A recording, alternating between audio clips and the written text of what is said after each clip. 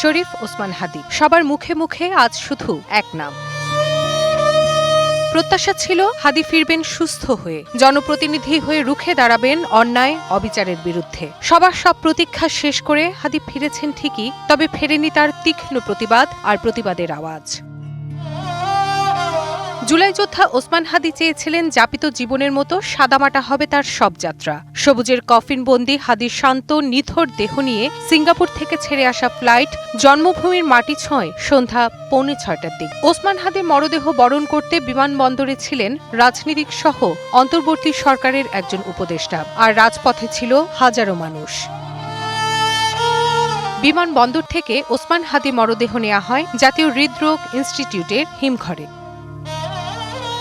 শনিবার দুপুর 2টায় সংসদ ভবনের দক্ষিণ প্লাজায় হবে ওসমান হাদীর জানাজা। ইনকিলাব মঞ্চ জানিয়েছে, ঢাকা বিশ্ববিদ্যালয় কেন্দ্রীয় মসজিদ সংলগ্ন কবি কাজী নজরুল ইসলামের পাশে তাকে সমাহিত করার কথা রয়েছে। 12 ডিসেম্বর রাজধানীর বিজয়নগর এলাকায় সন্ত্রাসীদের ছোড়া গুলিতে গুরুতর আহত হন ওসমান হাদী। তাৎক্ষণিক তাকে নেওয়া হয় ঢাকা মেডিকেল কলেজ হাসপাতালে, সেখান থেকে রাজধানীর এভারকেয়ার হাসপাতাল। উন্নত চিকিৎসার জন্য 15 ডিসেম্বর নেওয়া হয় সিঙ্গাপুর জেনারেল হাসপাতালে। 7 দিনের জীবন মৃত্যুর লড়াইয়ে হার মেনে বৃহস্পতিবার রাতে মারা যান শরীফ ওসমান হাদী।